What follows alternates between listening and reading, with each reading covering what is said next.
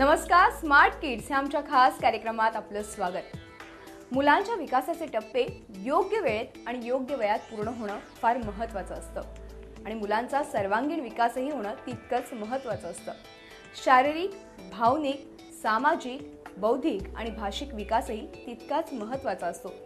तेव्हा या पालकांनी नेमका हा मुलांचा विकास कसा करावा आणि त्यासाठी आजच्या धकाधकीच्या जीवनातही मुलांशी जुळवून कसं घ्यावं ह्या एकूणच पैलूंवर आज आपण भाष्य करणार आहोत, चर्चा करणार आहोत आणि माझ्या सोबत आहेत ब्रेनबो इव्हॅल्युएशन एक्सपर्ट शीतल देशपांडे। नमस्कार शीतल। नमस्कार।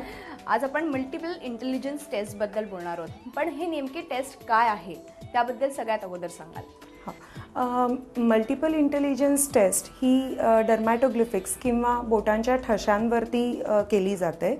आपल्या मेंदूमध्ये ज्या काही गोष्टी साठवलेल्या असतात किंवा जसा स्वभाव आहे किंवा जशी बुद्धिमत्ता आहे ती बुद्धिमत्ता आपल्या बोटांवरती रिप्रेझेंट होत असते। तर आपण ह्या ठशांचा अभ्यास करून नेमकं मुलांच्या डोक्यात मनात काय चाललेलं आहे याचा एक वेध घेऊ शकतो। मग ही टेस्ट करण्याची पद्धत अतिशय सोपी आहे। 10 बोटांचे ठसे स्कॅन करून घेतले जातात आणि त्याच्यावरती पूर्ण रिपोर्ट तयार केला जातो की त्या व्यक्तीचे, त्या मुलाचे गुण काय आहेत, त्याचे न्यूनता कशामध्ये आहे किंवा तो कोणत्या क्षेत्रामध्ये अतिशय उत्तम आहे, त्याची स्ट्रेंथ काय आहे, ह्या सगळ्या गोष्टींचा एक रिपोर्ट तयार केला जातो ह्या एका टेस्टवरून। जशी ब्लड टेस्ट करतो किंवा युरिन टेस्ट करतो त्याच्याने शरीरामध्ये नेमके काय घटक आहेत ह्याच्याबद्दल आपल्याला अंदाज येत असतो। तसंच ही टेस्ट जेव्हा आपण करतो त्यावेळेला त्या व्यक्तीच्या मेंदूमध्ये काय काय आहे ह्या गोष्टींचा उलगडा म्हणजे स्वभाव आणि बुद्धी ह्याचा संपूर्ण आराखडा आपल्याला ह्या टेस्टमधून मिळतो। मल्टिपल इंटेलिजन्स टेस्ट ही सायंटिफिक आहे का आणि ती कशी? 1981 साली रॉजर स्पेरी नावाच्या एका सायंटिस्टने हा मल्टिपल इंटेलिजन्सचा सिद्धांत मांडला होता। एकूण अख्ख्या मेंदूचे 10 भाग केले जातात आणि प्रत्येक भागाचं काय म्हणू आपण त्याची प्रतिमा अशी बोटांवरती रिफ्लेक्ट करत असते। तर हे त्यांनी सायंटिफिकली प्रूव्ह करून दाखवलं की डॉक्टर रीटा लेवी म्हणून ज्या सायंटिस्ट होऊन गेल्या त्यांनी उंदरावरती ह्याचा प्रयोग केला। म्हणजे उंदराच्या मेंदूमध्ये वेगवेगळ्या रंगाचे डाईज त्यांनी वापरले आणि ते इंजेक्ट केले आणि त्याची एक इमेज त्या उंदराच्या डिजिट्सवरती त्याच्या त्या नखांच्या टोकांशी ते रंग उमटले। तर ह्याच्यातून हे आपण हे करू शकतो, प्रूव्ह करू शकतो की मेंदूचा आणि बोटांचा म्हणजे त्याच्यावरती जी इमेज येते त्याचा संबंध आहे। आपला उजवा मेंदू आपल्या शरीराच्या डाव्या भागाला निगडीत असतो आणि डावा मेंदू हा उजव्या भागाला निगडीत असतो। तर तसेच प्रत्येक बोटावरती वेगवेगळ्या प्रकारचे इंटेलिजन्सेस असतात। तर एक आपण उदाहरणार्थ घेऊया की उजव्या बोटाचं जे दुसरं बोट आहे त्या बोटावरती गणित विज्ञान किंवा आकडेमोड ही जी काय म्हणतो ती त्या बोटावरती इंडिकेट करत असते। तसं आपल्या डाव्या बोटाची अनामिका जी आहे त्या बोटावरती साधारण म्युझिक म्हणजे संगीत गाणं म्हणा किंवा वाजवणं म्हणा, वादन म्हणा ह्या सगळ्या इंटेलिजन्सचा त्या बोटाशी संबंध असतो। तर असे 10 बोटांवरती 10 वेगवेगळे इंटेलिजन्स असतात आणि मग कोणत्या बोटावरती कोणता प्रिंट येतो किंवा कोणता टाईप येतो ह्याच्यावरून पूर्ण हा रिपोर्ट जनरेट केलेला असतो। आणि सायंटिफिकली आपण म्हणायचं झालं तर कसं असतं की आईच्या गर्भामध्येच मुलाच्या मेंदूची वाढ होत असते, विकास होत असतो आणि त्याच वेळामध्ये काही प्रोटीन्स रिलीज होत असतात, त्या गर्भामध्ये पसरत असतात। ते प्रोटीन्स जसे तिथून येऊन आपल्या शरीरामध्ये पसरतात आणि बोटांवरती संपतात, हाताच्या आणि पायाच्या त्या शरीराच्या एकदम टोकांना। ते जशा पद्धतीने थांबतात किंवा जशा पद्धतीने ते फिरतात त्या पद्धतीने आपले बोटांचे ठसे तयार होत असतात। त्यामुळे हे कसं आहे की मेंदू आणि या बोटांच्या ठशांचा विकास हा एकत्रितच होत असतो। आजच्या काळातील स्मार्ट मुलांसाठी आणि त्यांच्या स्मार्ट पालकांसाठी ही टेस्ट किती फायदेशीर ठरू शकते? हो, नक्कीच फायदा होतो. कारण आपलं मूल काय विचार करतंय किंवा त्याच्या मनामध्ये काय चाललेलं असू शकेल ह्याचा जर आपल्याला अंदाज घेता आला, वेध घेता आला, तर नक्कीच त्यांना चुकीच्या लागणाऱ्या सवयींवरती पालक नक्कीच कंट्रोल करू शकतात. दुसरी गोष्ट म्हणजे कसं होतं की मुलांना नक्की कशात आवड आहे, कशात इंटरेस्ट आहे, हे बरेचदा आपल्याला वरकरणी कळत नसतं किंवा कळून सुद्धा आपण त्याच्याकडे कधीतरी जाणून बुजूनही दुर्लक्ष करतो, असं होतं. तर मग जेव्हा आपल्याला एक सायंटिफिक बेस मिळतो आणि जेव्हा ह्या सगळ्या गोष्टी की बाबा ह्या मुलाला ह्या गोष्टीमध्ये जास्त आवड आहे किंवा हे त्याचं पॅशन आहे किंवा ही त्याची स्ट्रेंथ आहे, हे ज्या वेळेला कळतं ना की मग आपण त्या दृष्टीने त्याला वळण देऊ शकतो किंवा त्याला त्या गोष्टी शिकवू शकतो किंवा एखादा कोणी चांगला टीचर त्या क्षेत्रातला आपण तिथपर्यंत मुलांना पोचवू शकतो. आणि सर्वांगीण विकासाला नक्कीच याची मदत होते की जी आवडीची गोष्ट आहे ती मुलं ती तर आनंदाने करतातच, मग शिवाय बाकीच्या गोष्टींमध्ये पण आपण तुला आता हे करायला देतोय म्हणजे तू बाकीचाही अभ्यास करावा किंवा बाकीच्याही चांगल्या गोष्टी तू शिकाव्या, हे आपल्याला समजावून सांगणं सोपं जातं. आता वेळ देणं कठीण झालंय, हा तर अगदी कॉमन प्रॉब्लेम झालेला आहे की आई वडील नोकरी करत असतात, त्यांना वेळ देणं मिळत नाही, वेळ मुलांबरोबर शेअर करता येत नाही किंवा थोडासाच वेळ मिळतो मग त्याच्यात काहीतरी अभ्यासच करून घ्यायचा असतो किंवा हे होत असतं.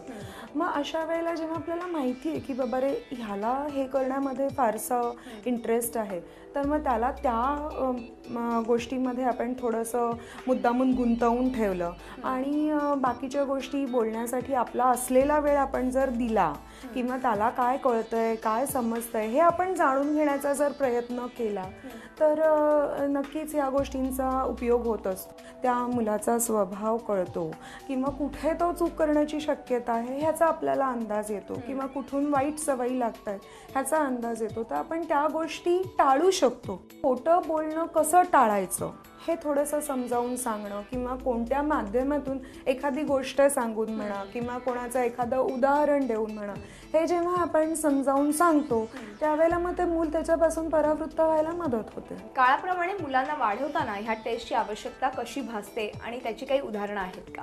4 वर्षाच्या मुलाची आम्ही टेस्ट केली होती. त्याचं म्हणावं तर बाकीचे जे आपण ज्या 10 गुणांबद्दल मगाशी बोलत होतो, 10 बोटांबद्दल, तर त्याचं तसं म्हणाल तर बाकीचे सगळ्याच गोष्टी बऱ्यापैकी चांगल्या बॅलन्स्ड आणि स्ट्रेंथ चांगली आहे, शिकण्याची कॅपॅसिटी आहे, विविध क्षेत्रामध्ये त्याला आवड आहे की बाबा मी थोडंसं हे पण करेन ते पण करेन अशी आवड आहे. पण त्याचं कसं आहे थोडंसं मी माझं हे सेंटर थोडंसं त्याचं सर्कल थोडंसं माझ्यापुरतं मर्यादित, जे आपण स्पिरिच्युअलिटी किंवा सेल्फ रिअलायझेशन वगैरे म्हणतो ना, तसा हा पण एक महत्त्वाचा मुद्दा आहे. पण प्रत्येक गोष्टीला जसं आपण नाण्याला 2 बाजू आहेत, तर ह्या पॉझिटिव्हिटीचा मागची बाजू पण आपल्याला लक्षात घ्यायला पाहिजे की जर फक्त स्वतःचाच विचार केला तरीही त्रासदायक होऊ शकतो. मग ह्या मुलाच्या बाबतीत तसं बघायला गेलं तर बाकीचं ठीकठाक होतं, पण जर त्याला एखादी गोष्ट शिकवायची किंवा एखादी चांगली गोष्ट चांगली सवय जर आपल्याला लावायची तर त्याला आपण जर सांगितलं की तू हे असंच केलं पाहिजे तर तो ते ऐकणं अवघड आहे. पण त्याचा बुद्ध्यांक समजून घेण्याची कॅपॅसिटी खूप चांगली असल्यामुळे जर आपण त्याला सांगितलं की ही गोष्ट अशी का करायची आणि त्याचं पूर्ण सायंटिफिक जर कारण आपण त्याला समजावून दिलं किंवा एखाद्या गोष्टीचं किंवा असं काही उदाहरण दिलं तर तोच मुलगा व्यवस्थित ती गोष्ट ऐकतो, करतो आणि मग तिथे चिडचिडीने आणि आनंदाने ती गोष्ट स्वीकारतो. उदाहरणं फार महत्त्वाची असतात कारण की या उदाहरणांच्या माध्यमातूनच आपले पालक जे आहेत ते अजून जास्त जागरूक होतात आणि अर्थातच आजच्या ह्या स्मार्ट पिढीला अजून स्मार्ट बनवण्यासाठी ही टेस्ट किती महत्त्वाची आहे याबद्दल मला अजून काही बऱ्याच गोष्टी जाणून घ्यायच्यात आणि मुलांच्या वेगवेगळ्या पैलूंवरही आपण नजर टाकणार आहोत, पण एका ब्रेक नंतर. तेव्हा स्मार्ट किड्समध्ये वेळ झाली एका छोट्याशा ब्रेकची. तुम्ही कुठेही जाऊ नका, पाहत राहा आमचा खास कार्यक्रम स्मार्ट किड्स. ब्रेक नंतर स्मार्ट किड्स या आमच्या खास कार्यक्रमात आपलं पुन्हा एकदा स्वागत. आणि आज आपण चर्चा करतोय ती मल्टिपल इंटेलिजंट टेस्ट विषयी आणि आपल्याला मार्गदर्शन करतायत शीतल देशपांडे. मी पुन्हा एकदा चर्चेकडे वळते. शीतल, अर्थातच मुलांचा शैक्षणिक दर्जा जितका महत्त्वाचा असतो तितकीच त्यांची आवड निवडही महत्त्वाची असते आणि आजचे जे स्मार्ट पालक आहेत त्यांची स्मार्ट पिढी अजून पुढे छान घडवण्यासाठी त्यांना ह्या टेस्टचा खूप फायदा होऊ शकतो. आताची खरंच पिढी बघता म्हणजे अगदी लहान वयामध्ये 1-2 वर्षाची मुलंसुद्धा अँड्रॉइड मोबाईल्स वापरतात, लॅपटॉप वापरतात किंवा आणखीन काही इलेक्ट्रॉनिक वस्तू वापरतात. तर खरंच पिढी नक्कीच प्रगत आहे, स्मार्ट आहे. पण त्यांचा स्मार्टनेस खरं कशात आहे हे सगळं आपण थोडंसं जाणून घेतलं तर त्यांचा जो काही सर्वांगीण विकास आहे तो जास्त होऊ शकतो. नुसता त्यांचा सर्वांगीण विकास एवढाच आपण न कन्सिडर करता त्यांना जर त्यांच्या क्षेत्रामध्ये आपण काम करू दिलं तर अगदी ते मोठ्या ख्यातनाम व्यक्तिमत्वापर्यंत पण पोचू शकतात. आता आपण पालकांमध्ये पण 3 वेगवेगळ्या कॅटेगरीज बघूयात. एक तर कसं असतं, पालक एकतर आपल्याला जे करायचं होतं, आपल्या काही अपुऱ्या राहिलेल्या होप्स, इच्छा काही होत्या ते मुलांवरती लादत असतात की मुलांनी हेच केलं पाहिजे, तेच केलं पाहिजे, हा एक प्रकार असतो. किंवा दुसऱ्या प्रकारचे पालक आपण असं म्हणूयात की आपली मुलं खूप अशी सगळ्यांमध्ये फेमस व्हायला पाहिजे, डेव्हलप व्हायला पाहिजे अशा दृष्टीने 10 वेगवेगळ्या गोष्टींमध्ये आपल्या मुलांना पाठवतात. मग काय स्विमिंगलाच जा, स्केटिंगलाच जा किंवा तू चित्रकलाच शिक किंवा हेच कर, गायन कर, वादन कर, अशा 10 गोष्टी एकत्र सांगतात. ह्याच्यानेही मुलांवरती ताण येत असतो कारण ती लहान वयाची मुलं आणि 10 गोष्टी करतायत तर त्यांना वेळ किंवा ह्या गोष्टींचा ताण वाढत जातो. आणि तिसरा प्रकार असा असतो की खरंच पालकांना आपल्या मुलांना समजूनही घ्यायचं असतं आणि त्यांना त्यांच्या क्षेत्रामध्ये त्यांना त्यांचं काय करायचं ते करूही द्यायचं असतं. पण अशा वेळेला कळत नाही, कन्फ्युजन असतं की बाबा काय करू आणि कसं केलं तर माझं मूल जास्त हुशार होऊ शकेल. तर ह्या तिन्ही प्रकारच्या पालकांमध्ये आपण जर ह्या गोष्टींना वाव दिला की खरंच त्या मुलाचे गुण काय आहेत हे जर त्यांना कळलं तर त्या पद्धतीने ते पुढे जाऊ शकतात. आता आपण उदाहरणं बघूया ना, आपल्याकडे मुग्धा वैशंपायन खूप लहान वयापासून तिने गाणं सुरू केलं आणि अत्यंत सुंदर ती गात असते. तर ह्या मुलीला जर त्यावेळेला तिच्या पालकांनी गायनामध्ये जर न घालता दुसऱ्या कशामध्ये तरी तू जा असं जर सांगितलं असतं तर कदाचित ती तेवढी डेव्हलप होऊ शकली नसती. आणि आज तिच्या त्याच गुणाला वाव दिल्यामुळे ती आज पूर्ण भारतामध्ये फेमस झालेली आहे.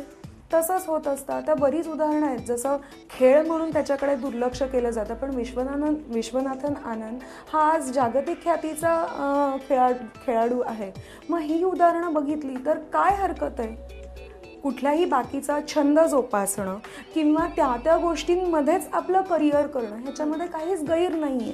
कारण त्यांच्या त्या गुणांना वाव मिळून ते जर एवढे फेमस होतात किंवा जर पालकांना नेहमी चिंता काय असते, आपली मुलं आज अर्ध्यावट शिक्षण सोडत आहेत किंवा चुकीच्या गोष्टींकडे वळत आहेत की मग मला हे नुसताच खेळ करायचा आहे किंवा हे, तर ह्या दृष्टीने बघायला गेलं तर त्यांना असं वाटतं की ह्याच्यातून अर्थार्जन काय होणार आहे म्हणून ते मागे पडलेले असतात की बाबा तुम्ही डिग्रीज करा, पोस्ट ग्रॅज्युएशनच करा.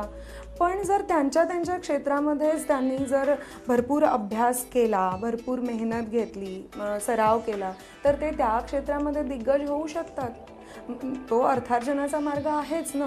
हा मुद्दा थोडासा पालकांनी समजून घेणं महत्त्वाचं आहे आणि हे आपल्याला नक्कीच ह्या टेस्टमधून कळू शकतं की ही ह्याची कॅपॅसिटी आहे किंवा हे ह्याचं पॅशन आहे आणि ह्याच्यामध्ये हा उत्तमच त्याची प्रगती दाखवणार आहे. प्रत्येकाची बुद्धिमत्ता किंवा प्रत्येकाचे गुणधर्म हे वेगळेच असतात.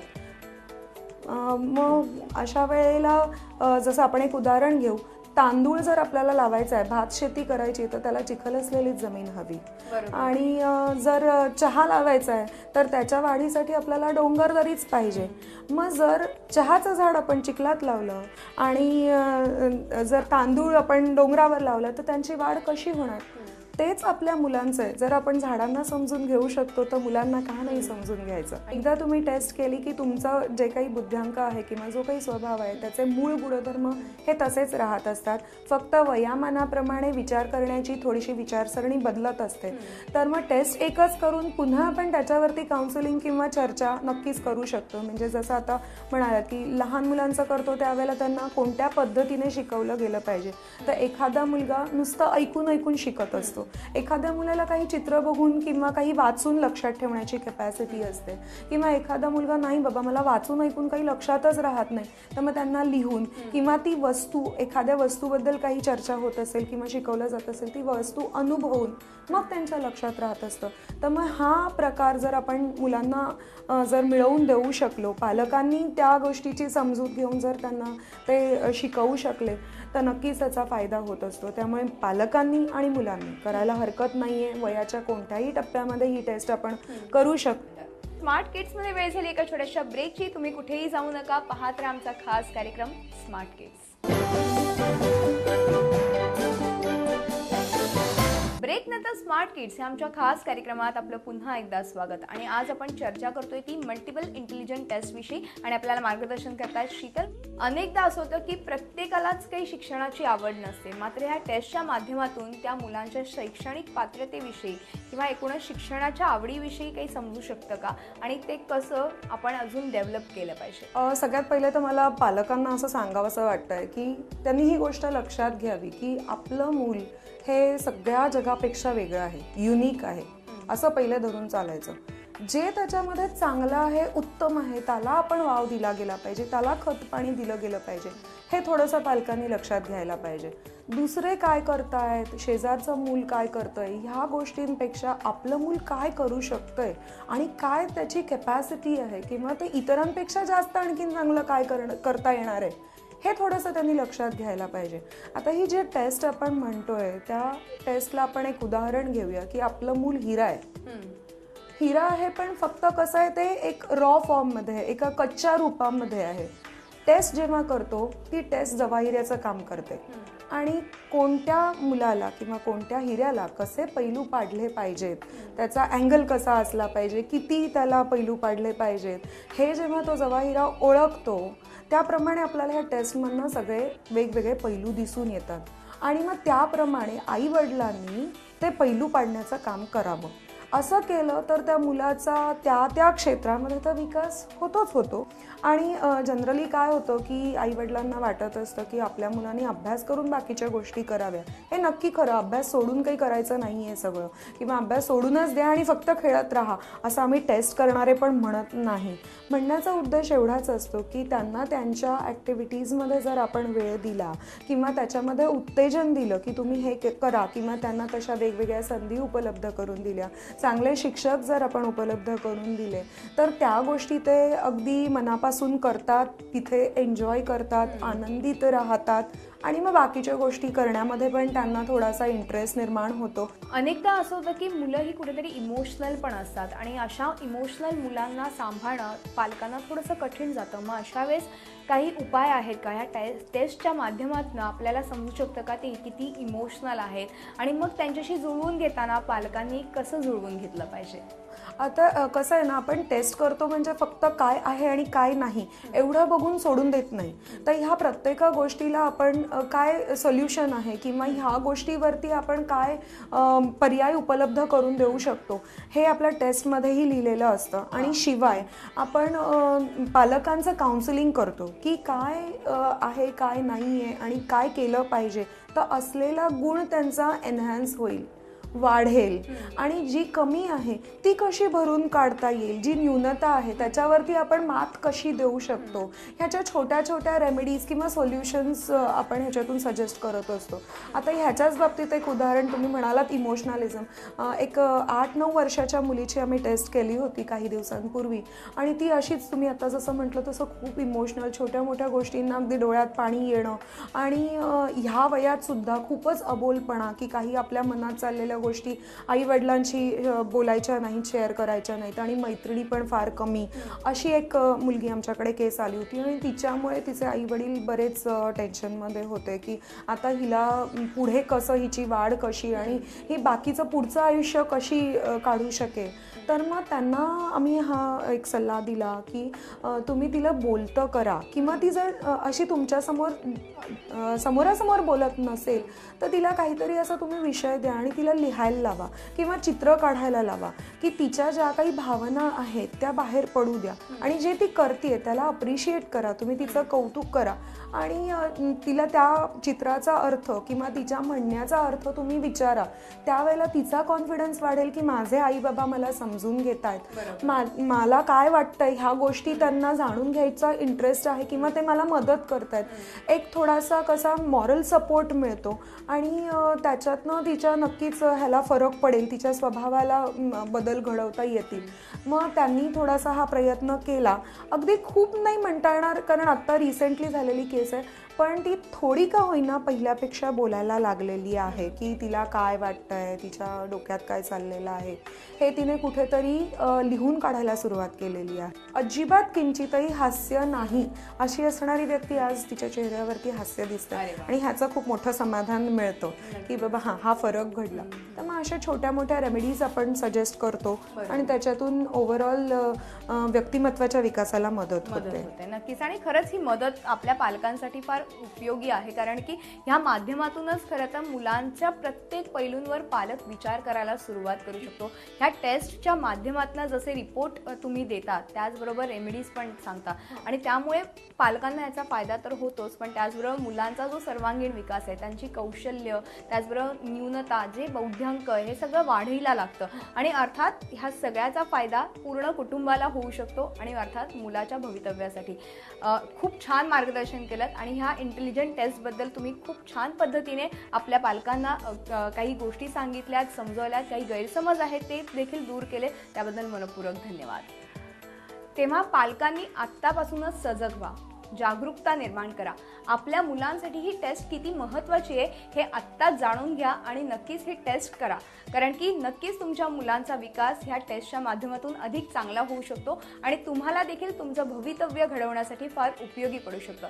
तेव्हा या स्मार्ट किड्स ह्या खास कार्यक्रमामध्ये इथेच थांबतोय. तुम्ही पाहत राहा झी 24 तास.